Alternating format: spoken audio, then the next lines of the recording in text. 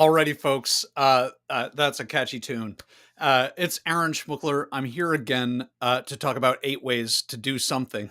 We're here every month to talk about 8 ways to do something important in leadership and in business. Today, our topic: 8 ways to turn the team you have into your next generation of leaders. And I know that this is a topic that's been on a lot of your minds because it's a question that I get a lot. How can I help develop the next generation of leaders? This is important for succession planning. It's important for growth. It's important for scaling. It's important for not falling on your face when suddenly one of your most important leaders leaves your organization by surprise.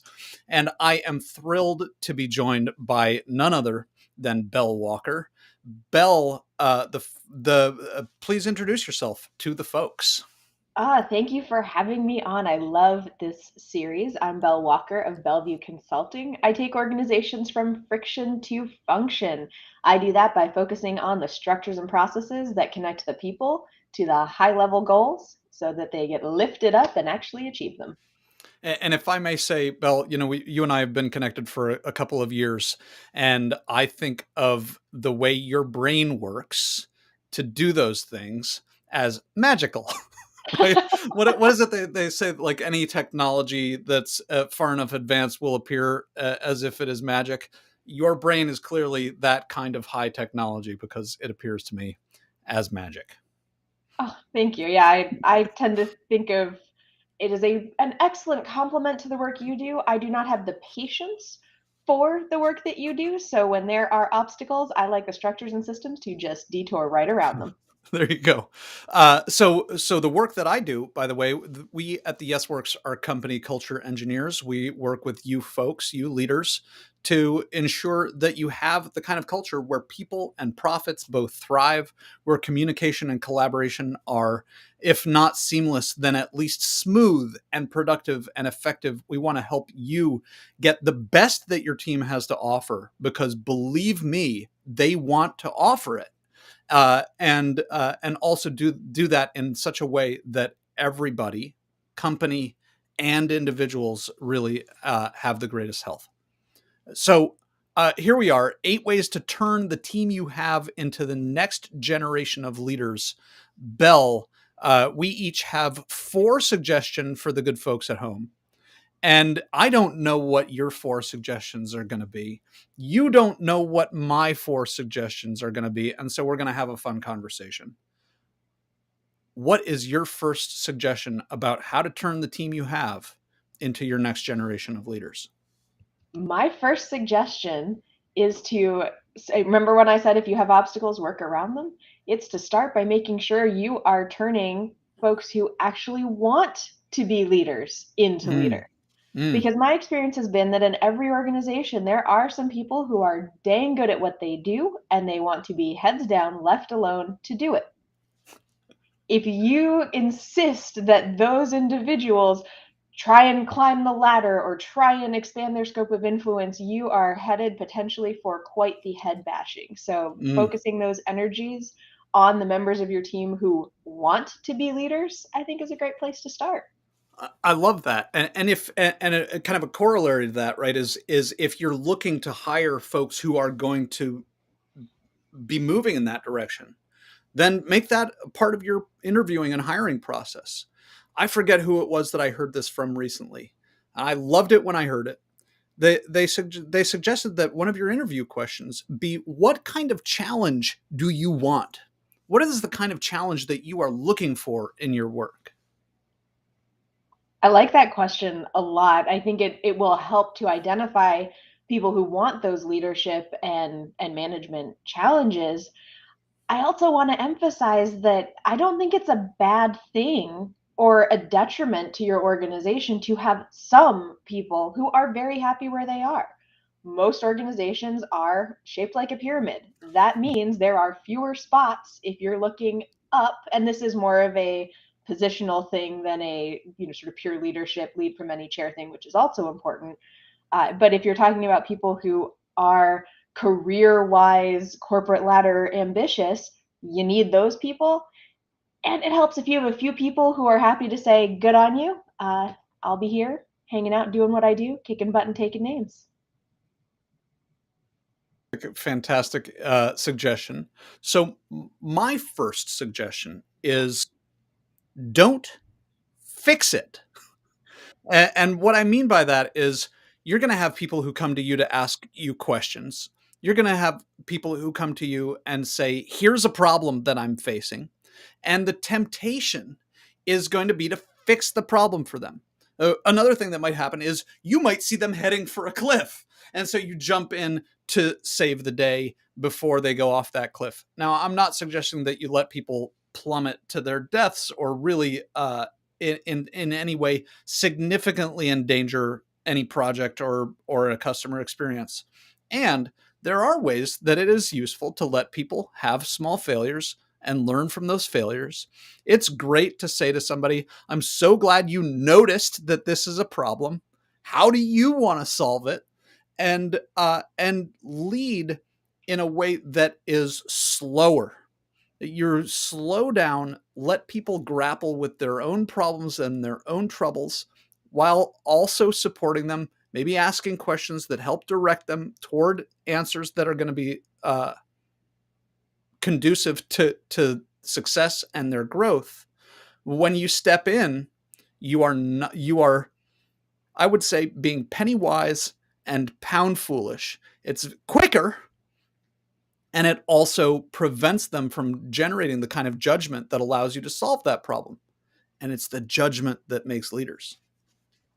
And I completely agree that building that judgment and experience, I'm very excited already for how I think these are going to interweave across our suggestions.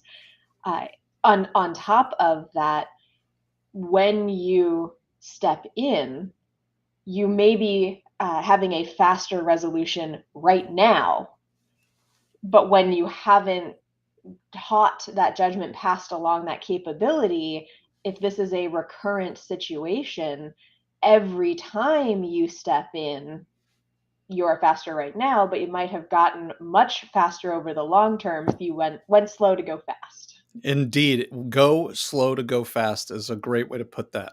And when I talk to leaders, some of them really have strong habits of saving.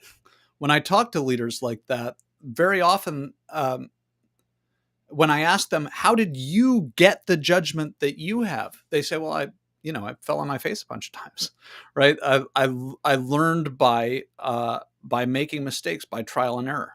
And so take a lesson from how you took a lesson.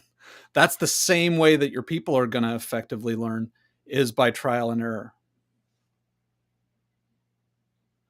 And I think maybe now is the right moment to get my obligatory new parent comparing our work situations to parenthood moment out of the way, where I would say that it feels to me like when my son is trying to learn to roll over and he's crying, and all I want to do is roll him over and make his crying stop.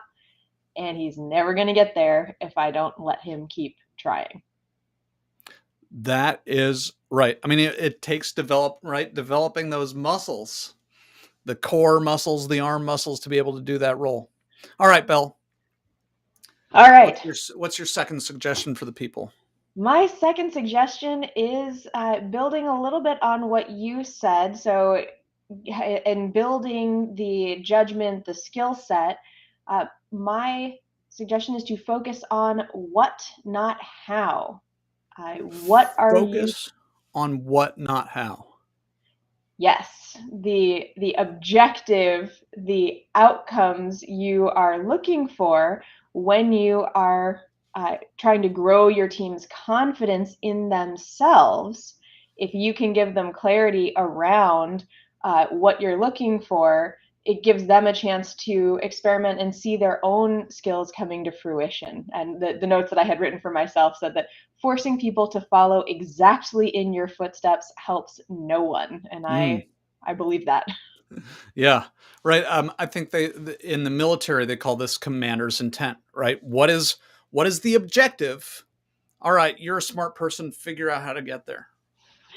And Aaron, this is a conversation you and I have had in some depth even this past week. And so I wrote these about a month ago, and I love how aligned our ways of thinking are on this front. That commander's intent allows people to have flexibility in their solution discovery, to develop new skills and to leverage the skills they have in ways that those of us with different skills would never ever have thought of. Right? I mean, how many times I can't count the number of times that I have thought, this is the way to do this, right? Right here. This is the way. No other way really is going to work as well as this. And then all of a sudden I see somebody getting there and they might as well be taking a shortcut because what they're doing is so much more effective or so much more efficient than the way. Although it can be such a developmental struggle for us for growth as the existing leaders in growing future leaders to wait it out and actually allow them to get there, because for me the struggle tends to be it may be a shortcut, but it looks like they're going totally off into left field for the first couple steps. And so that urge to step in and course correct early and often, I think, can be very strong, and withholding evaluation until we've got some results can be really beneficial in those scenarios. All right. So, my second suggestion for the folks, my second suggestion is push decision making down. The one of the tendencies very often that leaders do is they try to draw information up to the point of decision making, which is a slow, laborious, imperfect process. You're never going to get perfect information. So instead, you want to push the decisions down to the point where there's information. And I know your people don't have the same level of judgment that you do, or at least they may not. And how are they going to develop the judgment in order to be effective leaders if they're not given decision making authority? So they've got the information because they're right there on the front lines. Push decision making down so that they can grow their judgment. We're talking a lot about growing people's judgment. Funny how that works. And the other thing I love about that suggestion, Aaron, is that this topic is about growing the next generation of leaders. Pushing judgment down allows people to step into leadership now. So rather than saying your team members will grow into a place of leadership, it gives them leadership immediately and grows the leadership rather than sort of this binary leader not leader approach. And I think that's a really powerful way to do it with passing that decision making down. All right. So what's your next suggestion, Bill? My next suggestion is a little bit of term definition, potentially a little controversial, which I know is always welcome at the Yes Works. But I would suggest being clear when you're talking about growing the next generation of leaders, whether you are talking about leaders, managers, or both. Hmm. And I personally subscribe to a squares and rectangles definition of leadership and management. All managers need to be leaders, not all leaders need to be managers. So I think that leaders inspire, motivate, uh, those are the key things: inspire and motivate in others around them. Managers also need to enable and empower and care for their team members. They have direct personal accountability to their team members in a way that leaders are not as officially tied. And so all managers need to be leaders, not all leaders need to be managers. When you're talking about grooming and growing and uh, supporting, being very clear for yourself and with your current team whether you are growing leadership skills, management skills, or both can help that growth path be a little more directed. You and I are right on the same page about this. Not surprisingly, Bill, right? If all managers need to be leaders and not all leaders need to be managers, then it also stands to reason that you can give people leadership roles as a beginning test of whether they may be ready to take on management, right? If you see people exhibiting leadership, whether you're giving them those roles or not, well, okay, they've met that criteria, right? Okay, they are rectangles. We don't know what, they are Yes. squares. We don't yet know whether they're, Had it nope, right the first time. They are I had it right the rectangles. first time. We They are don't yet know if rectangles. they are We don't squares. yet know if they're going to be make good squares, but at least we know that they have four right angles, right? They have this important prerequisite to effective management. So part of what I hear in this guidance that you're giving to people, right, is to break it down and develop all that is developable and make decisions slowly as you're seeing the evidence. And I think that that also partners well with your previous suggestion because I suspect that sometimes when you say push decisions down, that the person listening forms a mental model that kind of stops with your lowest level of management. Mm, And so, if we're talking about leadership, when you say push decisions down, you really mean push decisions down. It does not have to be anyone in a management yeah. position. And require from your managers that your managers push decision making down, right? Because that's part of that. That's decision making. Some decision making is separate from leadership. That's really part of the management equation. So if you're asking people to make decisions, you can start to get a good sense of whether they have the judgment to be managers. And then you're also seeing them exhibit leadership in some other capacity, some other moment. Well, now that you've got some judgment and decision making ability, you're seeing some leadership capacity. Well, all right, we are on the track to turn this leader potentially into a manager, potentially into a senior manager or a VP, or who knows where they may be headed. It's funny because I spent a lot of my career in tech, and I had the same conversation with uh, new engineers over and over and over again, where they would say, I don't need to worry about leadership because I don't want to be a manager. I don't want to Mm, deal with people. I'm going to go the individual contributor route. And something that has become pretty common in the tech industry is to have these incredibly senior individual contributor positions. And I have to break the bad news to these aspiring, VP equivalent individual contributing engineers that you actually need to be a better leader to be successful on that individual contributor route than you do to be a manager. mm, well said. All right. Well, that brings me to my third suggestion for you. My third suggestion for you, if you will pardon me for the sports metaphor, is play Moneyball. So that means nothing to many of you. So let me break it down for you. Billy Bean, right there. Moneyball was a book and a movie all about Billy Bean, who was a manager of the Oakland A's, and what Billy Bean did that was different from what anybody else was doing.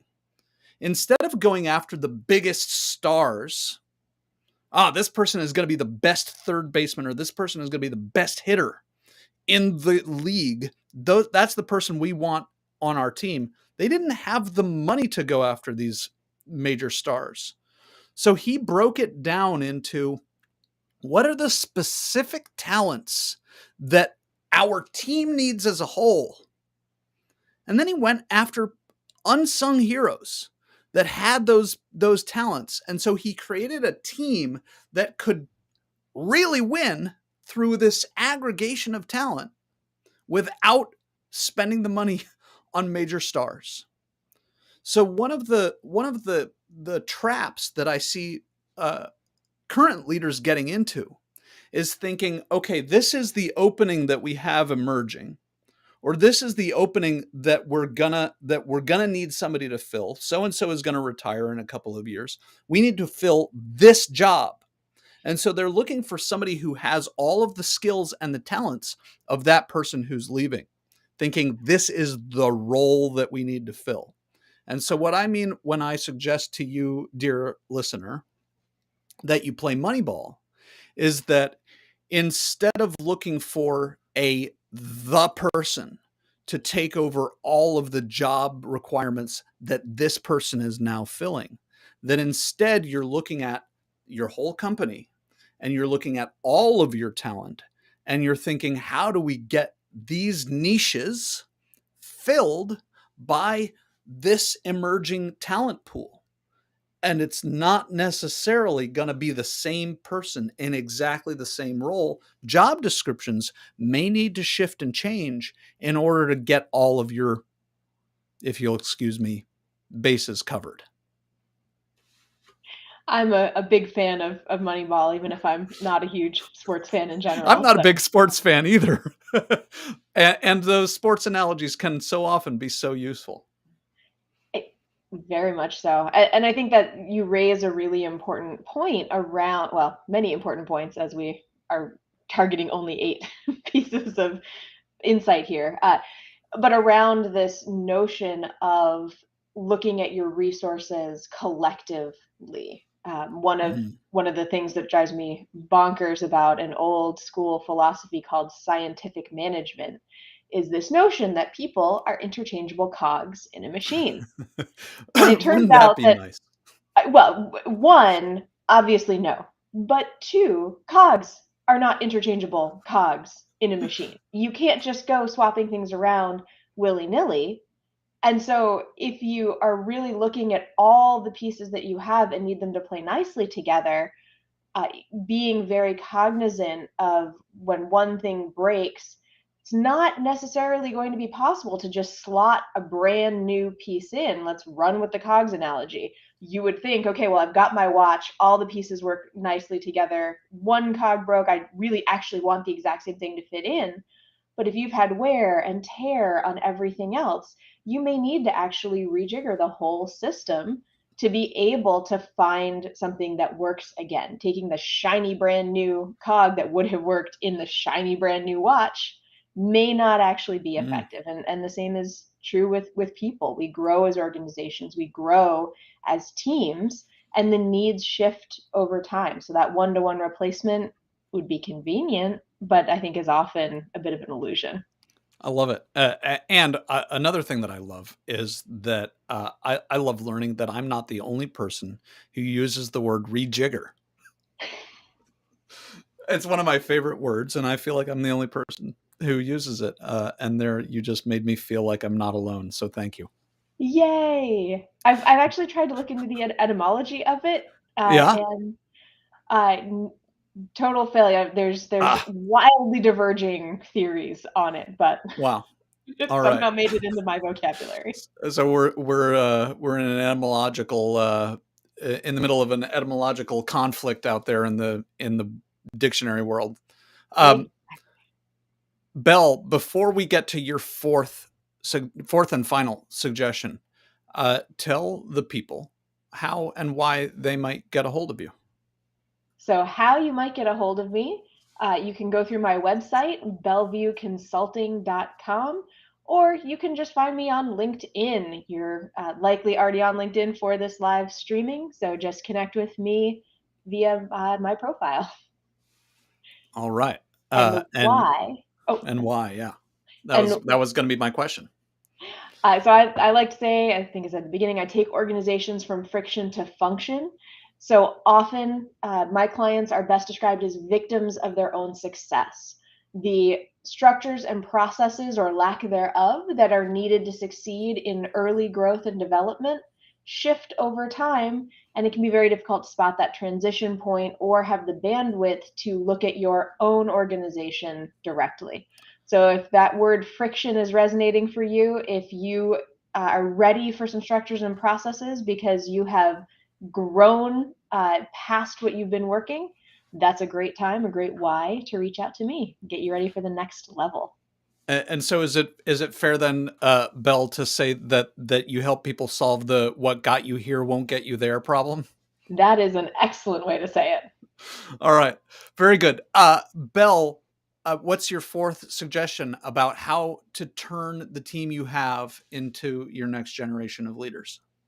It's a little bit of a nuance, a variation on your third point. I have to define your roles early and often. And so Mm. this was looking, yeah, looking specifically at when you're promoting your internal team members. So we're talking about the team you have in the next generation of leaders, waving a wand and saying, Aaron, you're a manager now. Aaron, you're a VP now. And even giving a nice little raise will may make everybody feel good. We've got a new title, we've got some new cash coming in, but what exactly are the expectations that come along with this new role? If you just promote people without having aligned expectations about the new role, you can very quickly end up with a lot of confusion, frustration, and maybe a little bit of second guessing if that was the right leader to be pulling up in your org. May very well have been, but a little bit of difference in expectations can go a long way to undermining. Yeah, I'll say, right. Yeah, I often tell people, if setting expectations is absolutely critical. So here, let me set some expectations with you.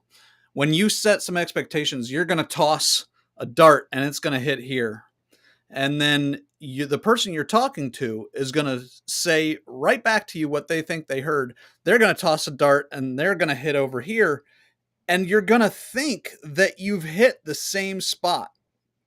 And so you have to watch over time for the gap, which you will find.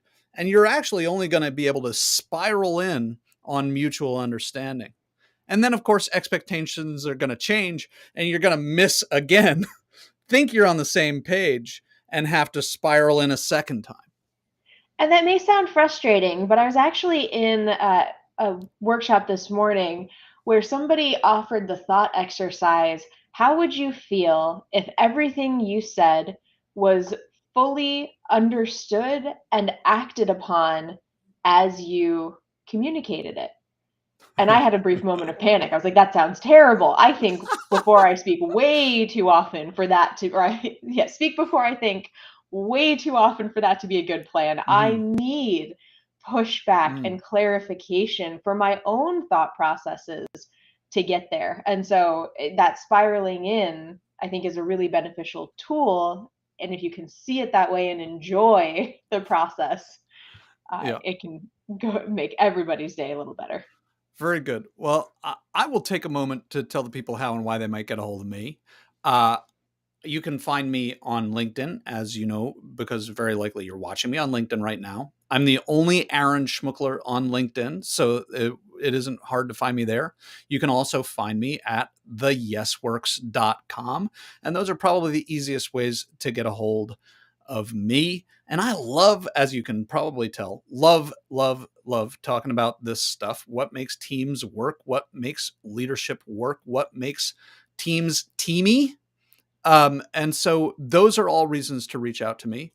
One other reason to reach out to me is that you need to have a system of management in your company. If you don't have a system of management, then everybody's managing differently. They're all managing by, I think this is how you do this.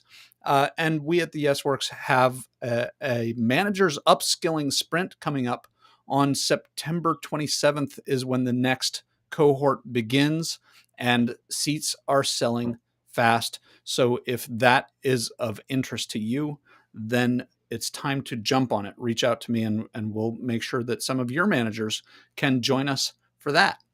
And Aaron, before you give that fourth insight, would it be fair to say that a good time to reach out to you is when you're ready to turn your collection of people into a team? Yes, absolutely.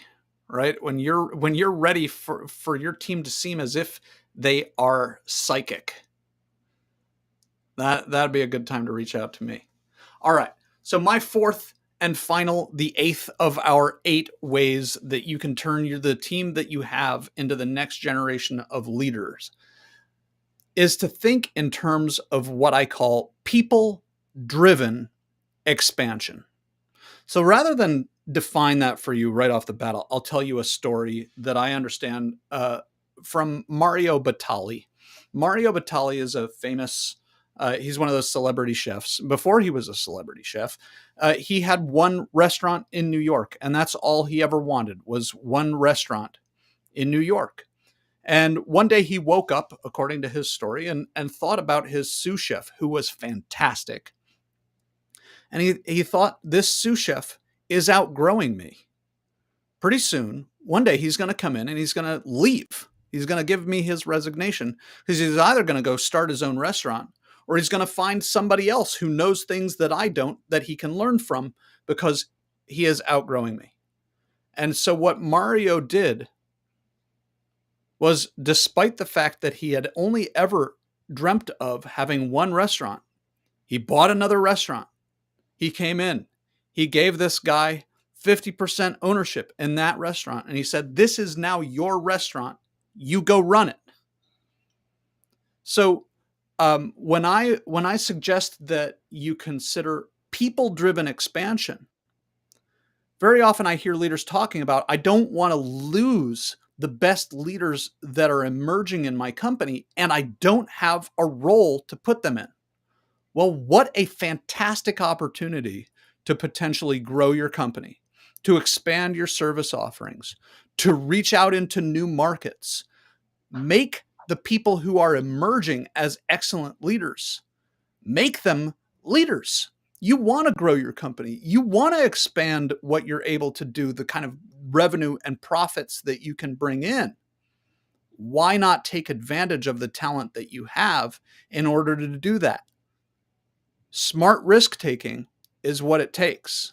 So I know I'm talking about taking a risk here, and I'm going to say this is smart risk taking. When you have great people who want more and who want to give more, let them. And that is, I think, a particularly provocative statement because so often what I see, particularly in larger companies, is a deep seated philosophy that business need drives individual growth. The Mm-hmm. question is not, and this has been at several companies I've worked for, worked with, the question is not, is Aaron ready for something more? How do we provide him with that scope, that opportunity? The question is, what does the business need? Can Aaron fill that need? And I don't want to imply that you should never be asking the business need question. Absolutely, if there is a business need, looking through your team members and seeing who is ready to step up and step in is fantastic. But what you're saying goes so much beyond that. And I think it's so crucial to make sure that that is also part of the mentality. You may not have a business need right this moment, but that doesn't mean you don't have an opportunity that you can Mm. step into driven by those people. I love that. I'm all for incremental growth. I love incremental growth. And sometimes we have opportunities for quantum leaps. And a great person who's hungry is an opportunity for a quantum leap. Like going from ever dreaming of only one restaurant to suddenly having two and realizing what's possible.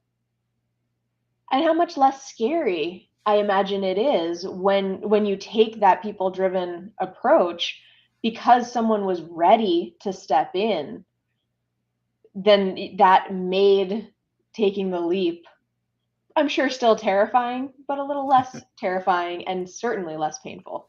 Yeah, indeed. All right. Well, Belle, I'm grateful that you joined us. This has been a fun, for me, a fun 35 minutes. This has been 8 ways to turn the team you have into your next generation of leaders. I think I can speak for Belle, and Belle, you can correct me in front of all these millions of people if you wish. I think I can speak to Belle for Belle when I say, if you have any questions about any of this, if you'd like to talk to either or both of us further about any of these things or the other questions that they bring up for you, I hope you will reach out because we would love to talk to That is very well said. I concur. you. All right. Bye, folks. Bye.